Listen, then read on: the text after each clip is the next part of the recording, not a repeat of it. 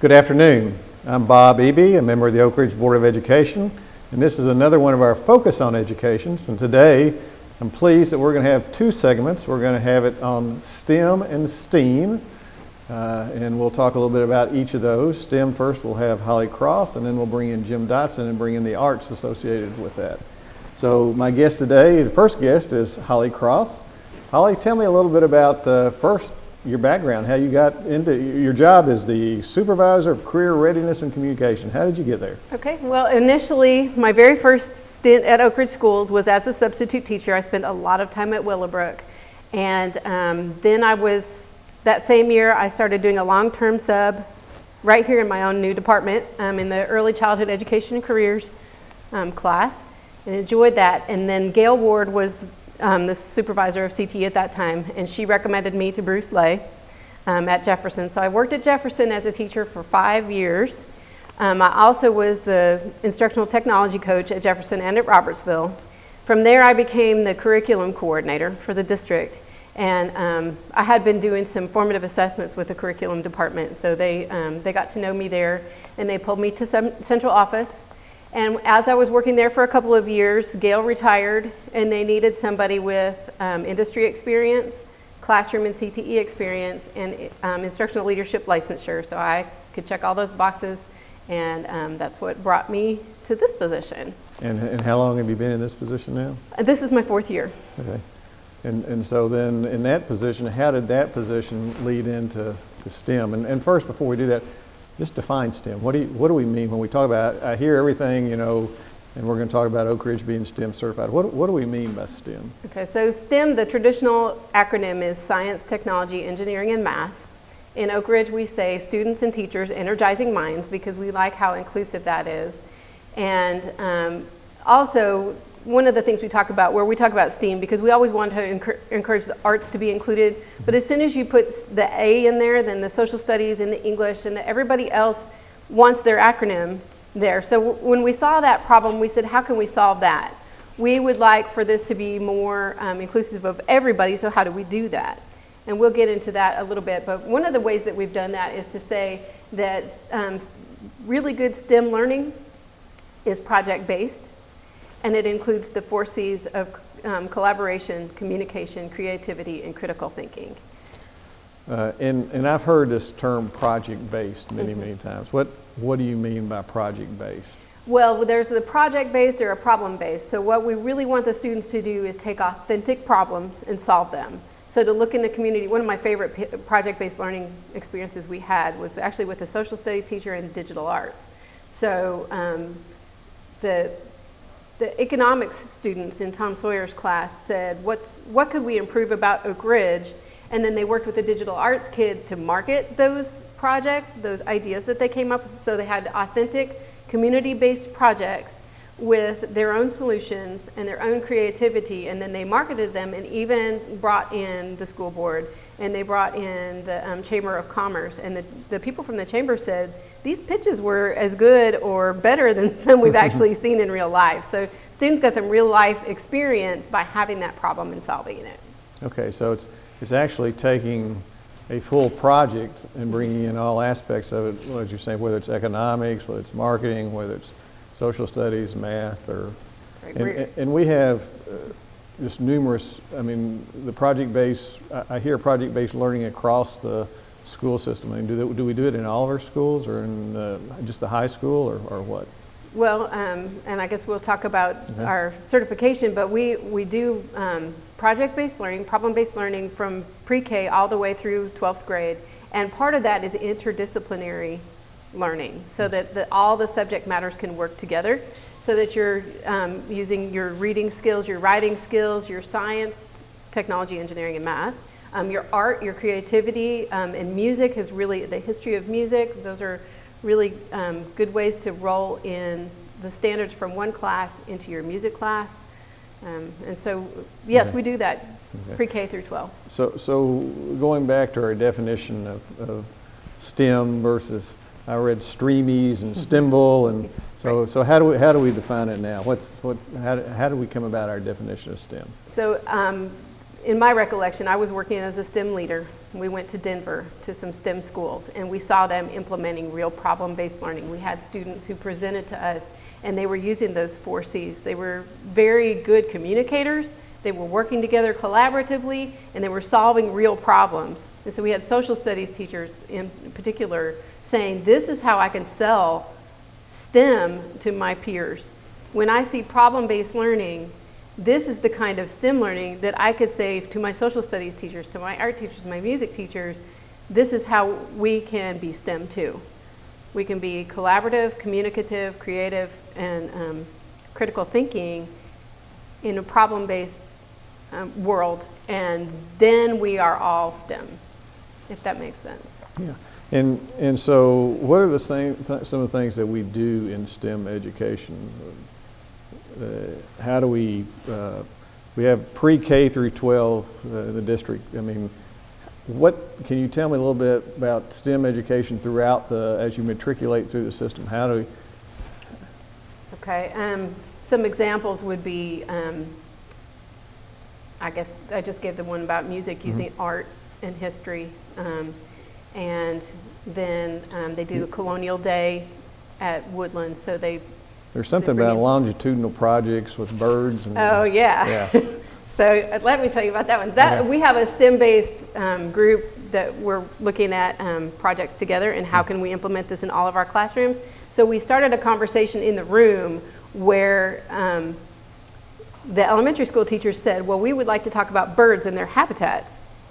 And then the middle school teachers in the room were like Todd Livesey, who teaches Autodesk, and he said, yeah, you could talk about the habitats, and then my kids could design a birdhouse. And then our welding teacher was in the room, and he said, and my kids could fabricate the birdhouse. So we were talking about a longitudinal project that would take bird habitats and stretch it all the way up to 12th grade.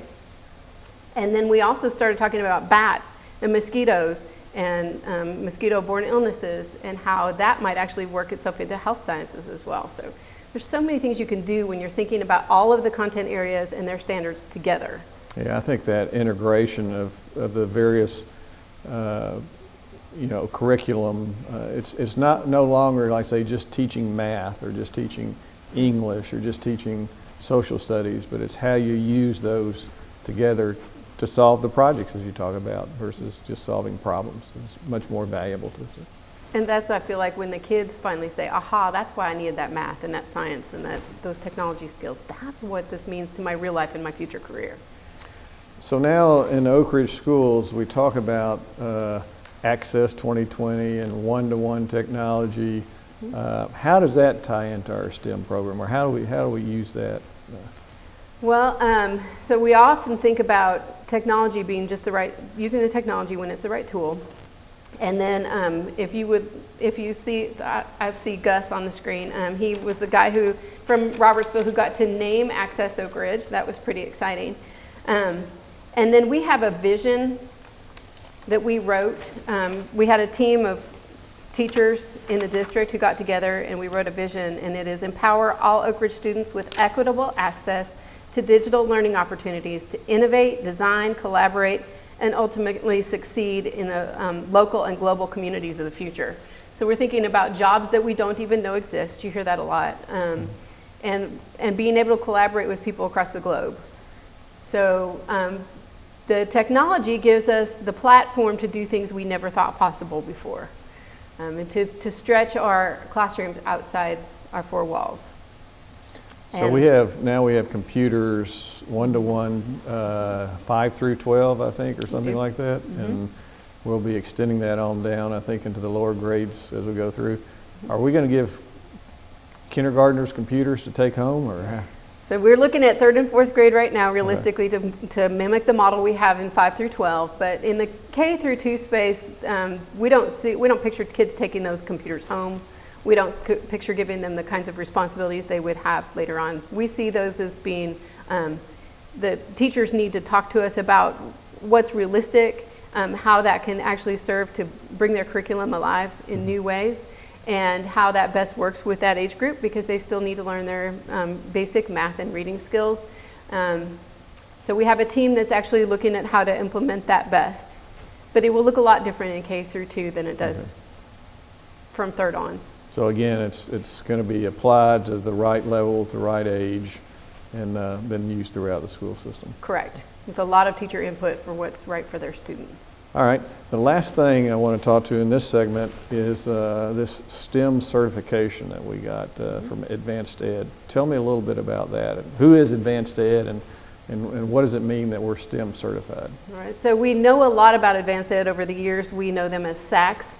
We've always done a SACs accreditation, and we had to do school improvement plans. We've been doing this for years.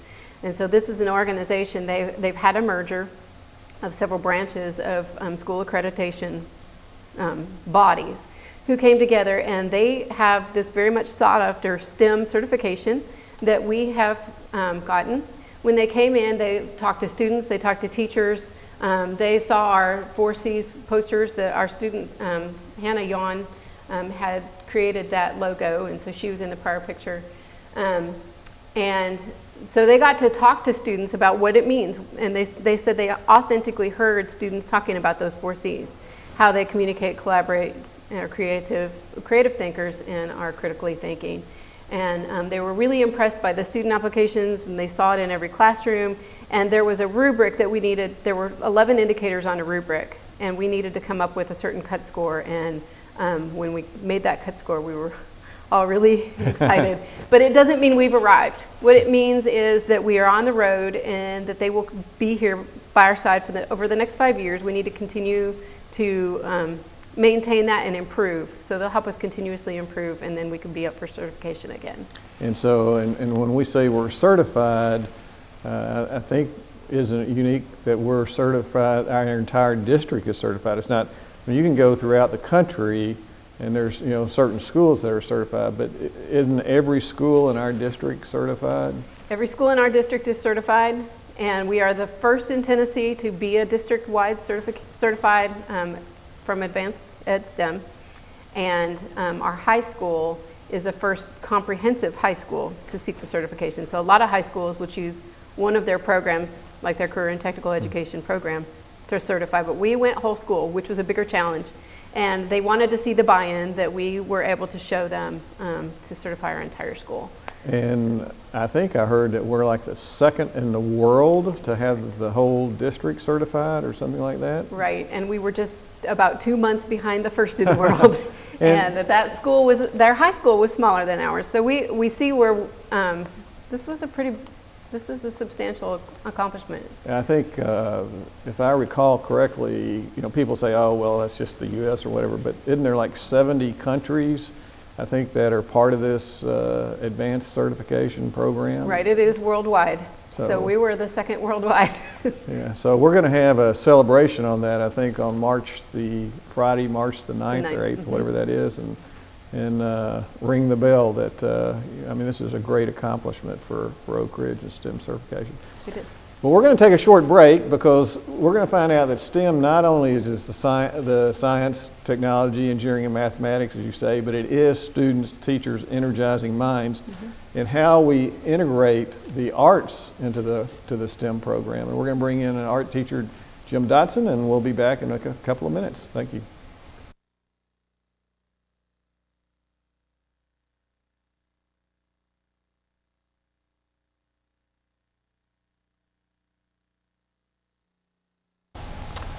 Good evening again. I'm Bob Eby, and we're back for our second segment on this focus on education. In the first segment, we had Holly Cross talk a little bit about STEM, and now I'm pleased that we brought in Jim Dodson to bring in sort of how the arts collaborate. Jim is an art teacher at Jefferson Middle School. Tell us how you got into that, how you got there. Well, I began at Jefferson Middle School in 1987, so I've been there this is my 31st year. Been a great place to work. Have a kind of a sordid history there. I've actually been the football coach there, assistant football coach for 3 years. I did that with Dee Gregorio, who used to be on the school board with you. Yes. Coached track as well, and did student council for about 8 years. So I've tried to do a lot of things with my school. And you may recognize Jim by seeing him on Monday nights on the local TV channel. He's a city councilman here in Oak Ridge and very involved in the community. In fact, it amazes me, Oak Ridge, when it was first formed, for a town its size, has so much to offer outside just the basic township, and a lot in the arts. Can you tell us a little bit about what Oak Ridge offers in the arts? Well, I had a unique opportunity to not only be an art educator at Jefferson Middle School, and the schools have always supported the arts. We've always had a terrific program, kindergarten through 12th grade. We've always had certified specialists in the arts, particularly visual arts, in grades K through 12. But our town also supports all the arts.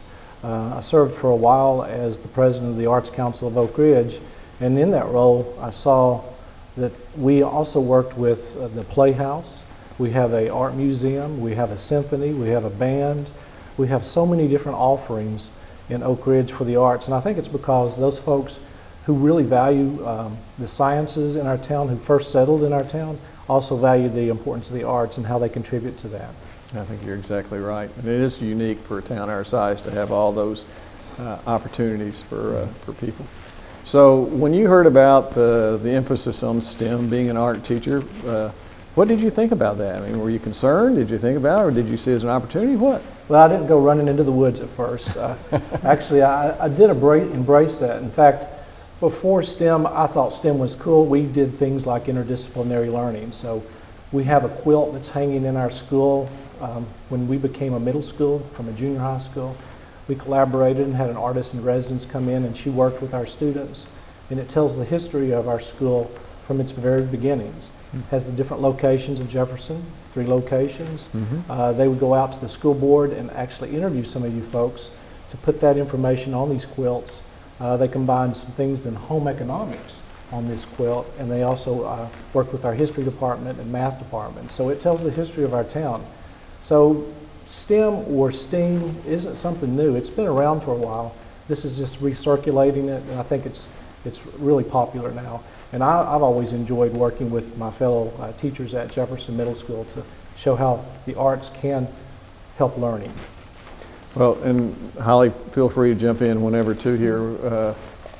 Question is, Holly had talked about some of these collaborative effects, the 4 C's: communication, collaboration, creativity, critical thinking. How do the arts work into that, and how are the arts, can you give us, you've got some things here, talk about how the arts are being kind of collaboratively worked in with the rest of the curriculum. I'm going to go to some of my props here. Okay. One of the things that always kind of upset me a little bit was science, technology, engineering, math, and I thought that was very limiting. I think the broad meaning of collaboration, communication, critical thinking, and creativity applies a lot better to the STEM model. And I think that will go for any subject that we're working through. And it also shows how the subjects work together, because when we're doing our jobs every day, we don't function just as a math teacher. We're bringing in other aspects, or an art teacher, or a music teacher. So I brought in a few things that we're doing in the classroom now to kind of illustrate the point on how we collaborate. Okay. This is an architectural building. I've got my students who currently are working on this. They work in groups of 3, 4, or 5. Each one of them will create their own floor plan. And in that floor plan, they get to be creative. They get to design that the way they want. Do they want to have bedrooms in theirs? Do they want to have no bathroom? Do they want to have a 2-car garage with 2 Ferraris in it? Do they want to have a big game room? Do they want to have a flat panel 70-inch plasma TV? It's up to them. What do they want to put in that room? And then after that, they actually craft that. And I had to remove the furniture from this or it would have fallen out.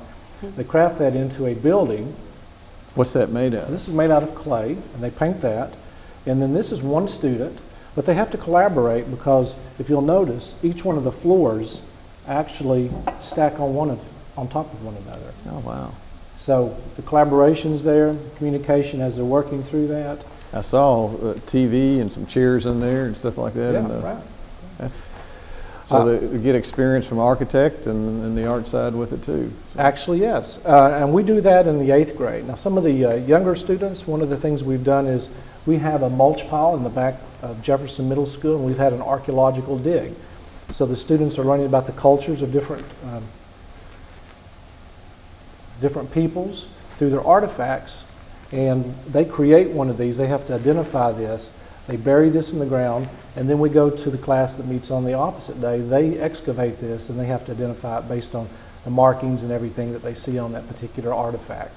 Oh, wow. And then finally, I've got another one. We like to dig in the ground quite a bit at Jefferson. So one of the things we did was we were studying the human skeleton.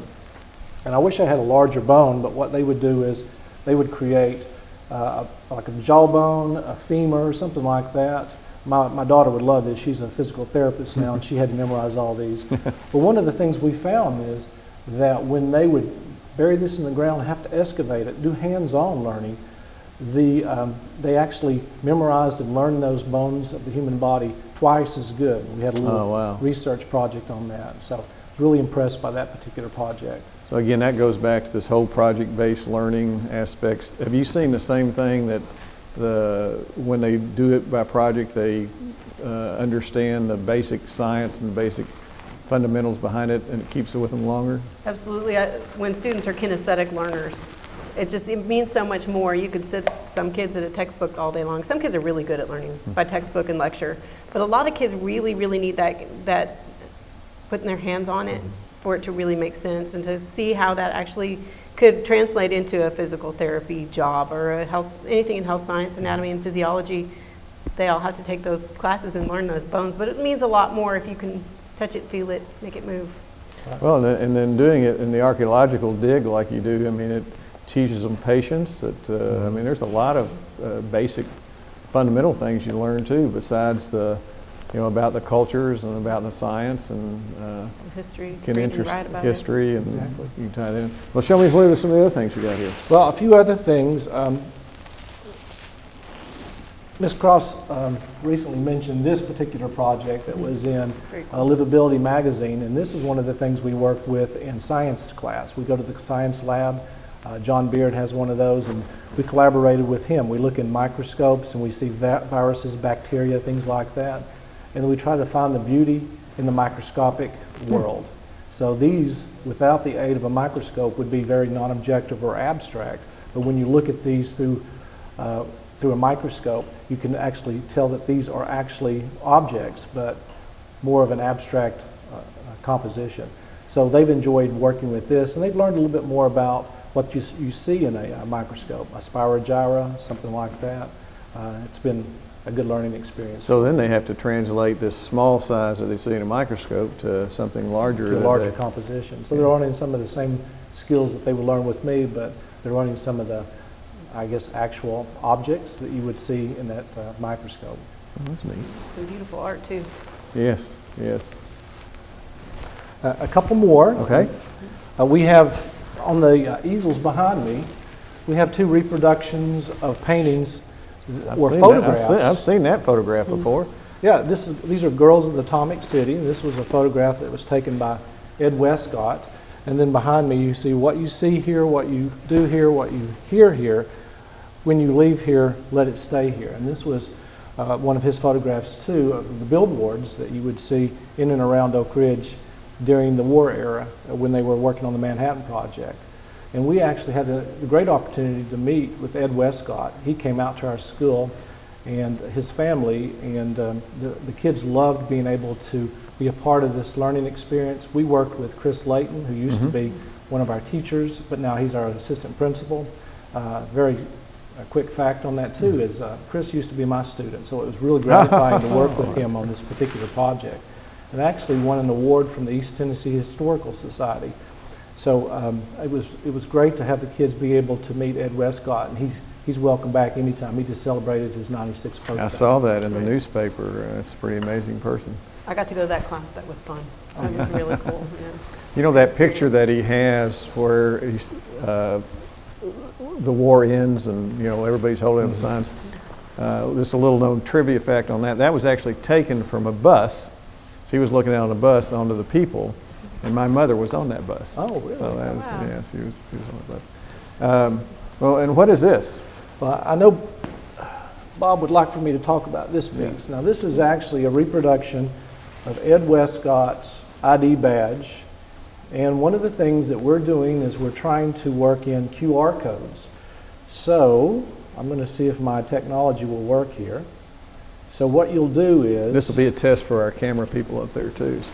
you will scan the QR code. Okay, I'm going to put that down, and we're going to see if we can get this on, get some sound on it. And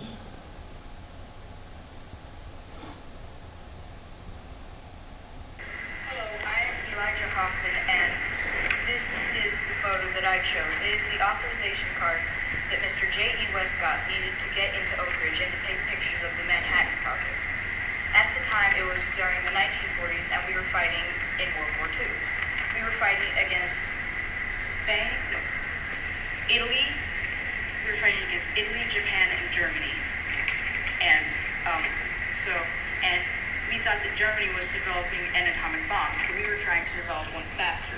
It was a top secret project called the so we're relating that back to the students, and they did this in front of a green screen, and they worked with Chris Layton in the history area, and then we worked with the art area. So our plans are to do this.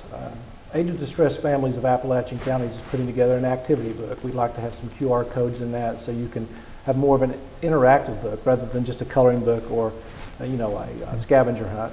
And we'd also like to maybe work with the Park Service and where we could have some of these QR codes around our town. So you come up with your smartphone, you can scan that, and you might hear Ray Smith, the Oak Ridge historian, talking about our town. So. Well, that's neat. And not only then have you brought in the history, but also media. I mean, reporting and making movies and everything else. And back to our Access Oak Ridge, where we have technology tools to help serve our STEM initiatives. So I'm going to put you guys on the spot here, and you have your crystal ball, and if the ideal situation, where do you see STEM, STEAM, STEMble, arts, whatever you want to call it, the collaboration? I like that better because it is a collaboration. The collaboration, the communication, the critical thinking. Where do you see that 5 years from now and 15 years from now in the Oak Ridge schools? What do you? I'll let you go first. Okay. I'm sorry, I just dropping that on you. I like the question. I like to picture a time where we have opened our walls, so to speak, either physically or literally or at least figuratively, where we've got 5 hours in the day to do one big project with 5 teachers. So rather than having little siloed classes, we have a very meaningful project that it puts all of our standards into that project and solves problems. And I had this epiphany one day that it's not just the career and technical education people who are getting kids ready for their careers in their life. It's all of us. From the time we're in pre-K all the way through 12th grade, we're preparing our students for what's next. So what's that going to look like? And we need to stay up with what's real for our kids. So we need to make authentic problems for them to solve, and we can take more time and work together a little better. And I'm going to follow up with what she said immediately. One of the things that we're going to be doing this summer was we're going to try to have a robotics competition in our town. We're going to try to bring that. There are small steps we can make now. Oak Ridge is unique among cities our size. We have such a scientific community, but we have such an arts community too. And I think all of us working together and bringing in community leaders like Ed Westcott, bringing somebody like that to our town, to be able to share the wealth of knowledge he has, that's just something that a lot of towns our size just don't have. One of the things I would like to do before we go off the air is if I could have one of my camera members go over there and get one of those black and white prints. I've got something I would like to give you, Bob. Oh.